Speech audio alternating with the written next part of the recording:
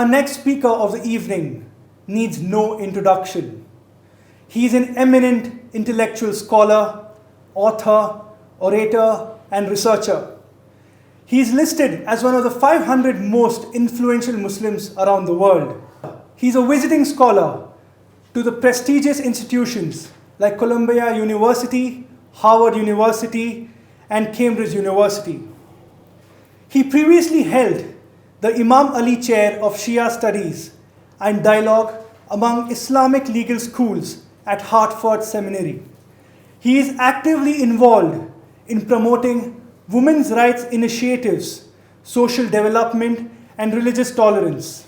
He is also famously known to support leading charity organizations and initiatives. He uses his position to speak for the preservation of cultural heritage, historical art and architecture, and literature. He is a powerful voice of our times, and especially for a youth like me who derives inspiration to follow the path of righteousness. He visited Bangalore 3 years back for Hussain Day 2017, and his speech on the topic of Islah, reconciliation, is something very important following the current world scenario. He teaches us to win over hate with love. He also visited St. Joseph's College in Bangalore during his last visit and spoke on the theme Uniting Hearts, and he received a standing ovation by the young audience. I welcome Dr. Syed Ammar Nakshawani, eminent intellectual scholar, orator, and researcher, to deliver his powerful sermon as he always does.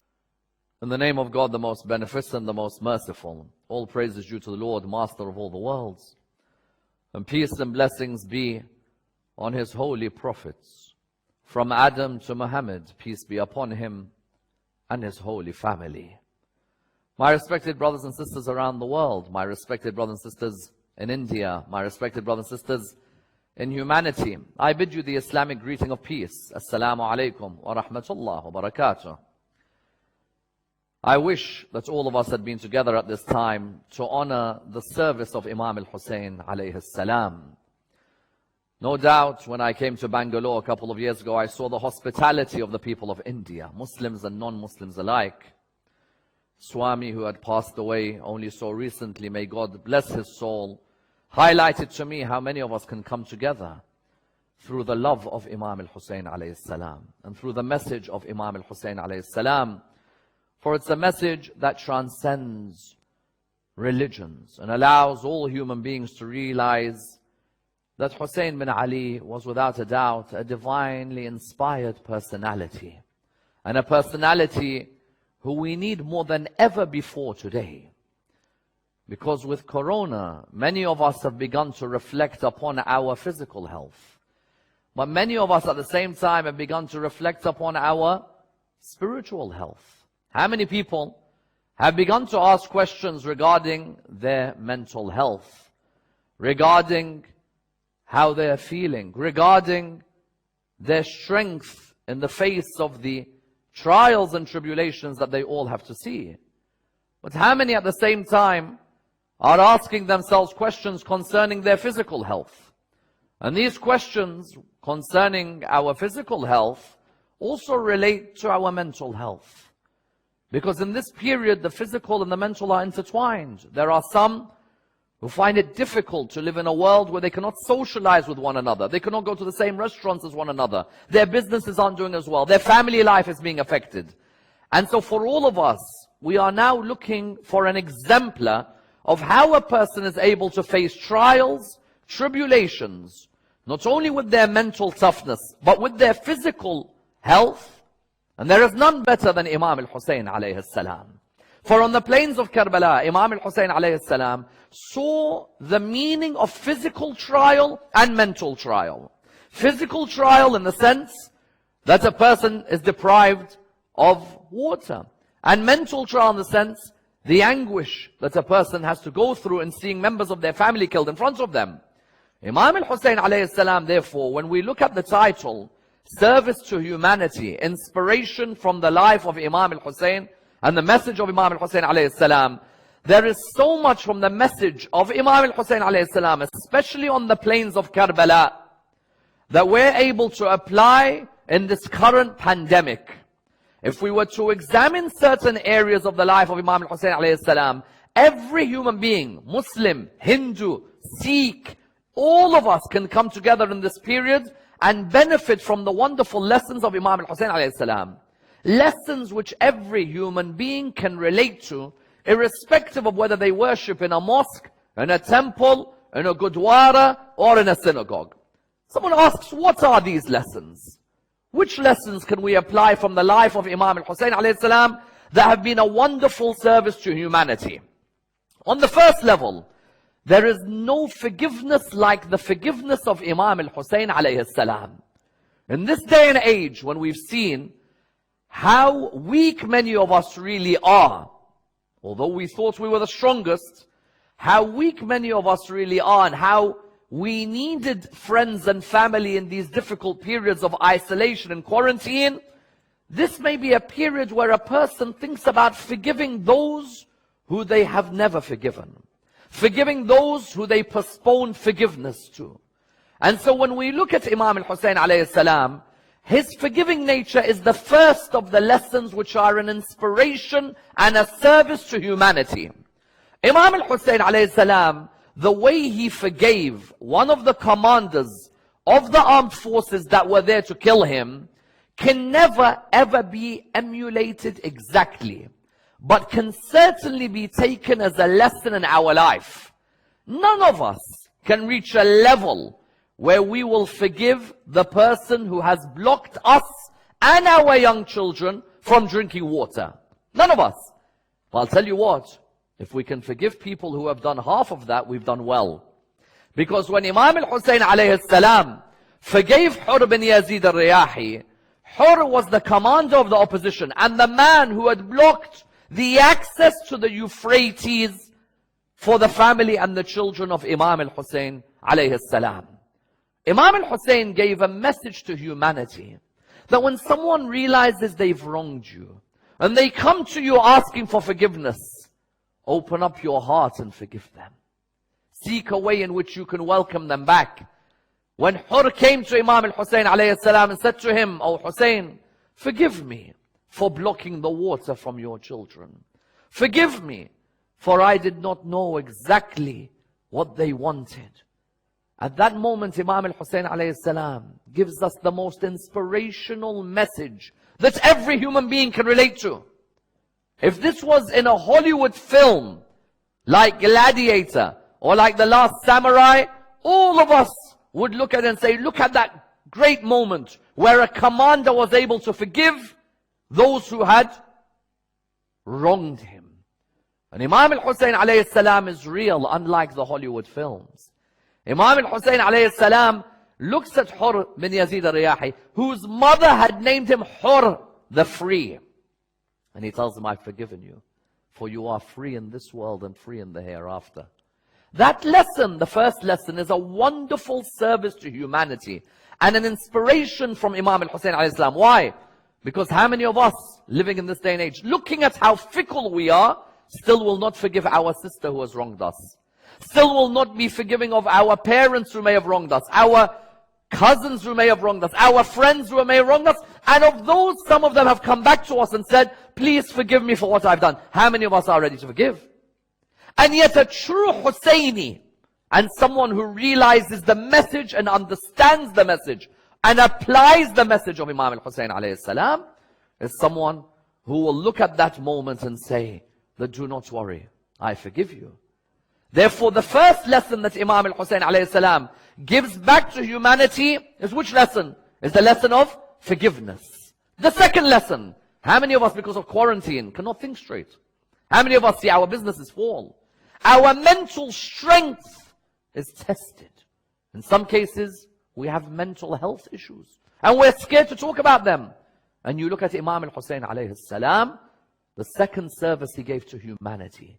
Whenever you're going through distress or difficulties, turn to God and speak to God. Don't worry, God is all hearing and all seeing. Can you imagine Imam Hussain alayhi salam going through his trials and tribulations on the plains of Karbala over 1,000 years ago? And he reads a supplication to his Lord in his most difficult moment. How many of us reject God when things are going bad for us? How many of us question the existence of God when things are going bad for us? And yet Imam Hussain alayhi salam raises his hands in humility to his Lord. Oh Allah, I turn to you in every distress. And you are my hope in every difficulty.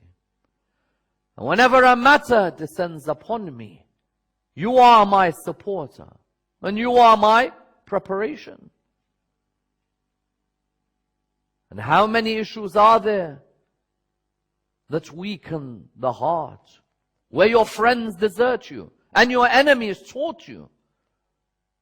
But I turn to you, oh Allah. I complain to you. I refer to you. I leave it with you. For who else is there other than you? This supplication of Imam al-Hussain alayhi salam, you are my hope in every difficulty. And I turn to you in every distress. This supplication, how many humans don't know who to talk to in this difficult time? Imam al-Hussain alayhi salam taught a message to every human being. Know that your Lord is always listening, even if so many others are not. That was a service. Why?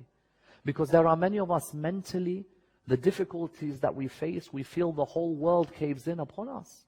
We feel that when it's caved in on us, there is no way out. The distress is too much. The difficulties, our enemies are making fun of us. Our friends have deserted us. Imam al-Hussain said, but don't let that worry you. God's there for you.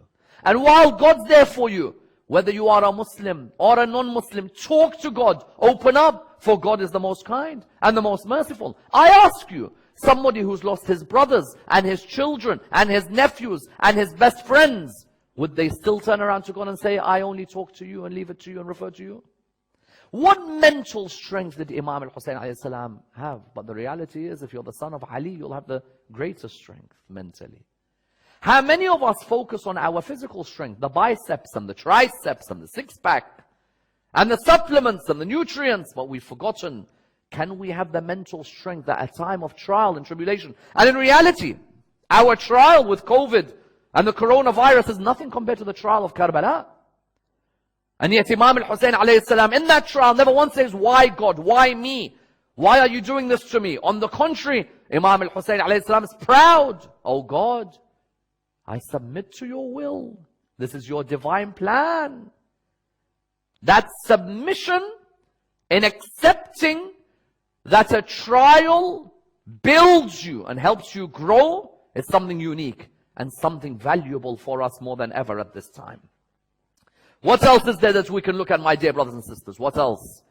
The third lesson in service to humanity is that every human being, irrespective of their religious background, should have access to basic resources like water. The grandson of the Prophet Muhammad, peace be upon his family, dies thirsty. How many rivers are there, like the Tigris and the Euphrates? And how many other rivers are there in the world, where you find that human beings should have access to them, to drink from them?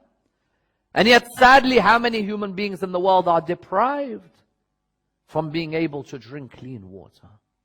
If ever there was a lesson, an inspiration from Imam Hussain alayhi salam, and that was, don't ever deprive anybody, friend or foe, from drinking clean water. On the streets of India today, there are places you cannot drink clean water. In parts of Iraq, there are places you can't drink clean water. In parts of Africa, there are people who can't imagine having access to water without walking 2-3 miles. Imam al-Hussain alayhi salam, ask anybody who loves Imam al-Hussain alayhi salam, they'll always tell you he was deprived of water.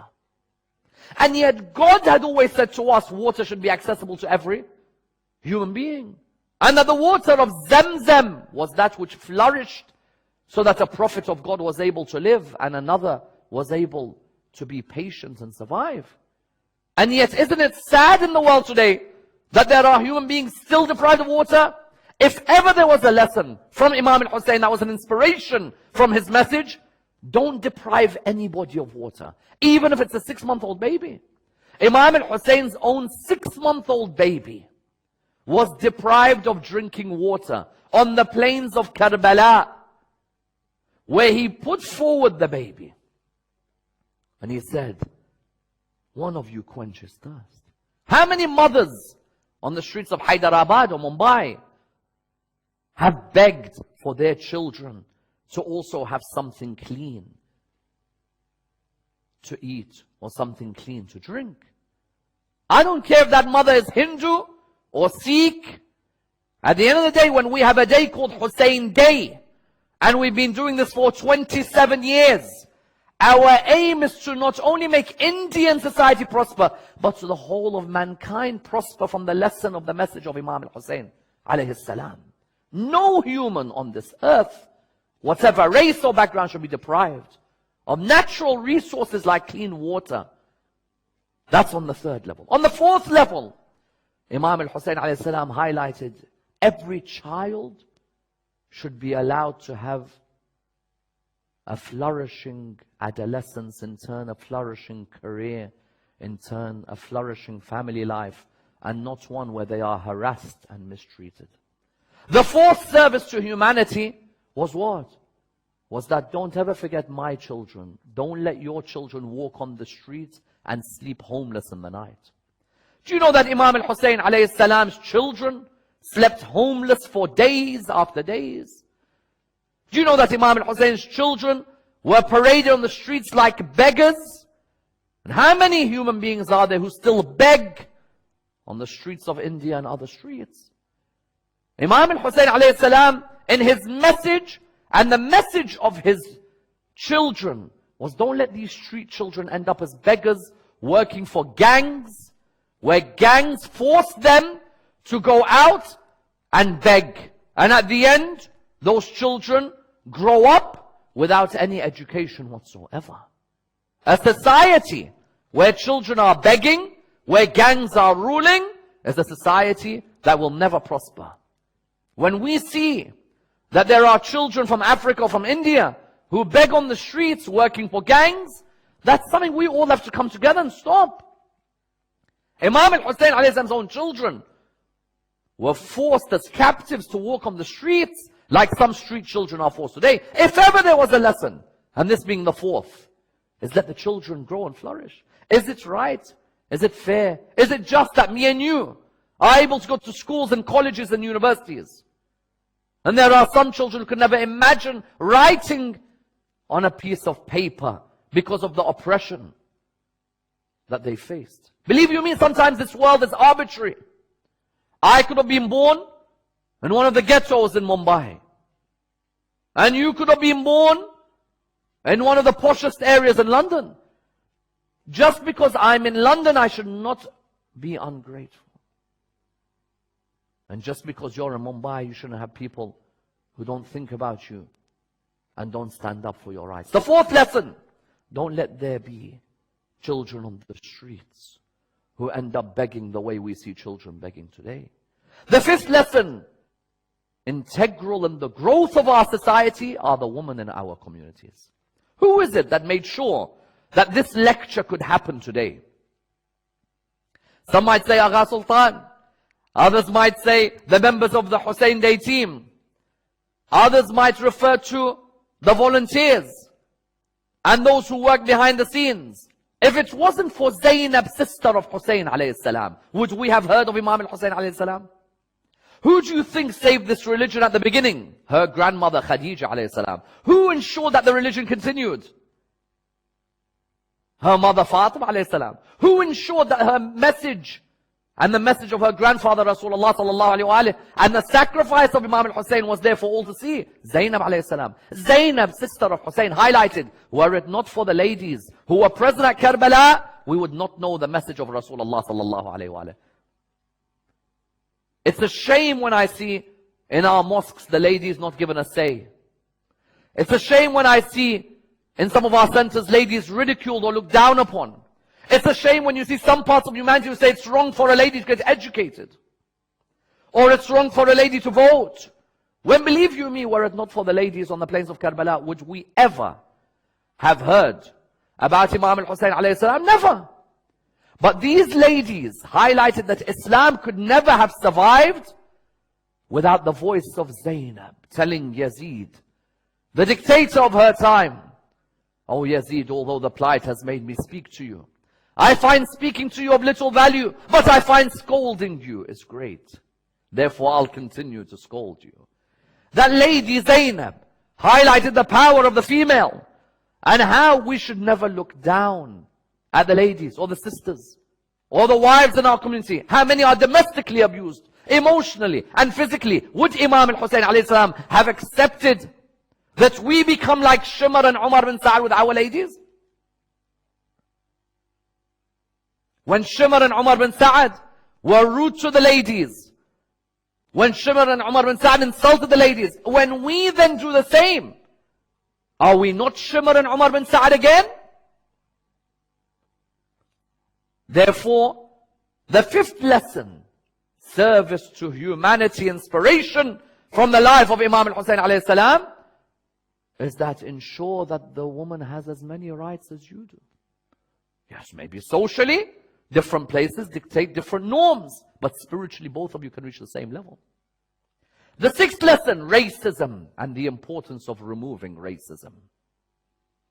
Imam al-Hussein, on the plains of Karbala, those who stood alongside him, some were from Medina, some were from Mecca, some were from Iraq, some were from Africa. Did Imam al-Hussain alayhi salam say, "My army is only an Arab army"? Did Imam al-Hussain alayhi salam stand up and say that the Arab is above everybody else? Or did he say that which differentiates us as humans is God consciousness, otherwise we're all the same? Imam al-Hussain alayhi salam has a companion by the name of John. He's from Africa. Has a companion by the name of Habib. He's from Kufa. Has other companions who have come from other parts of the Muslim community and background. Some were even Christian before and they became Muslim. There was no racism in the message of Imam al-Hussain alayhi salam. Imam would look at the cheek of the one of a different color and place his cheek on their cheek. Why? Because he wanted to highlight a good human being is one who does not racially look down at others. For that is a sign of arrogance, ostentatiousness and self-conceit. How many do we see racist bigots in the world today who profile you on the basis of your color? And how many are the victims of racism by people who supposedly are educated and turn out to be the most ignorant? The next lesson, what is it? The importance of our youth and empowering our youth. When I see the likes of Aga Sultan empowering the youth and pushing the youth, our youth are our future. Imam Hussain alayhi salam would always say and make clear that don't look down at the youth. Look alongside him, one side Akbar, another side Qasim, amongst others who were youths. But Imam al-Hussain put them forward because he trusted the youth. Have we trusted our youth the same way? Or is it when we see our youth, we always try and be judgmental of them, look down at them, say they're not ready? Did Imam al-Hussain alayhi salam say to Qasim, "You're not ready"? Or did Qasim say, "Death is sweeter to me than honey"? Did Imam al-Hussain look down at Ali al-Akbar? He wanted to highlight that the teens and the youth, they are our future. There are too many places in the world who don't give that importance to the youth. And if ever there was a message of humanity, and the message of Imam Hussain was to the youth. Another message, the rights of the animal, not just the rights of the human. The rights of the animal. Many times people will give lectures on Imam al-Hussein's service to humanity, but forget that Imam al-Hussain sought to serve every creation of God. For in the service of the creation, you are serving the Creator. Dhul Janah, the horse of Imam al-Hussain alayhi salam, was thirsty. Imam al-Hussain alayhi salam was thirsty. Imam Hussain alayhi salam did not turn around and say, that's a horse, that's a dog, that's a cat, kick it, don't give it water, push it away. No. My horse is thirsty, let me offer my horse some water. Why did he do that? Because if you can't learn to love God's creations, then you can never build a healthy society of humans. How many of us, when we were younger, we see friends of ours kicking animals? How many of us have seen even some friends of ours even dissecting an animal without any feeling that this is a creation of God? And we're told when we visit the house of God, we cannot even kill that mosquito that comes on our ihram. There is a need for us to feel the energy of the human, but the energy of the animal kingdom as well.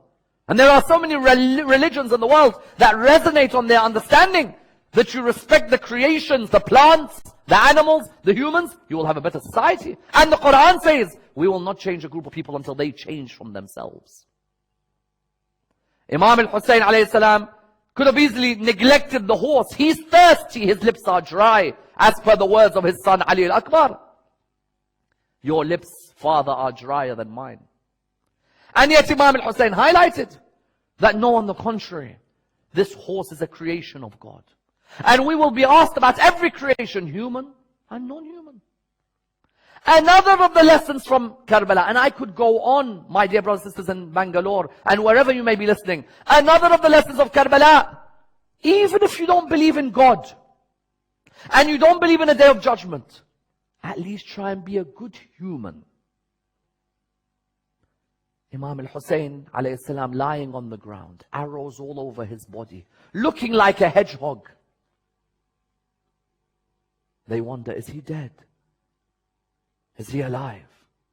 Is he dead? Is he alive? All of a sudden, you found that one of them called out, attack his woman.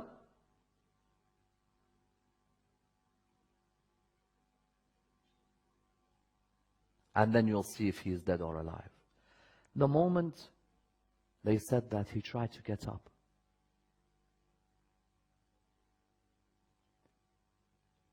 And then he called out, O army of Yazid, if you don't believe in God or a day of judgment, you don't fear God or fear the day of judgment, then at least be free humans. What have these women done wrong to you? This is a wonderful point of humanity. That even if we don't agree with each other on our conception of God, resurrection, reincarnation, energy, but we still have basic morality that we should never lose. And of that basic morality is that the woman folk and the children of our societies are to be looked after. Imam Hussain is telling the army that's killing him, even if you don't agree with me, don't harm these ladies. But how low and despicable was that army that they went ahead and whipped and kicked all of these ladies. A society that loses its moral fabric is a dead society, no longer humans. We become lower than the animals. Because what's human potential? We can be higher than angels, lower than animals. There are some human beings who are lower than an animal. An example being Yazid bin Muawiyah. And there are some who became higher than angels. Not just higher than angels. The angels would cry when they'd remember. And that's why the final lesson to all of humanity is what? Don't live a life of humiliation. Rather die a death of dignity. Luther King, dignity. Malcolm X, dignity. Mahatma Gandhi, dignity. How many others died having been shot? But their death with dignity was better than a life of humiliation. Were not those the words of Imam Hussain alayhi salam?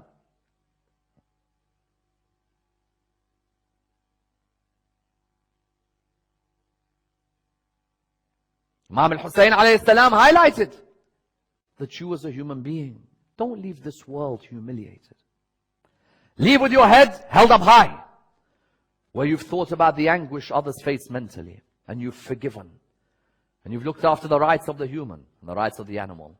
You made sure that there's no children on the street who beg, and that the women are given a voice, and that the youth are empowered, and that no one looks down at each other racially. With all of these lessons, it's only a glimpse of the lessons of Karbala and Imam Hussain alayhi salam. Therefore, if we can just apply some of those lessons, then without a doubt, we'll have a world where the grandson of Hussain alayhi salam ensures that one day there's peace and prosperity for all human beings, irrespective of their religion, race, or indeed gender. My dear brothers and sisters in Bangalore, my Muslim and non-Muslim brethren, may God bless all of you. Please do not forget me in your prayers. And may we all visit one day the shrine of Imam Hussain alayhi salam. For visiting that shrine, according to narrations, is like visiting the throne of God. Not literally. But if you want to feel and understand the manifestation of God's mercy on this earth, you go near the shrine of the likes of Hussain. Wassalamu alaikum wa rahmatullah wa barakatuh.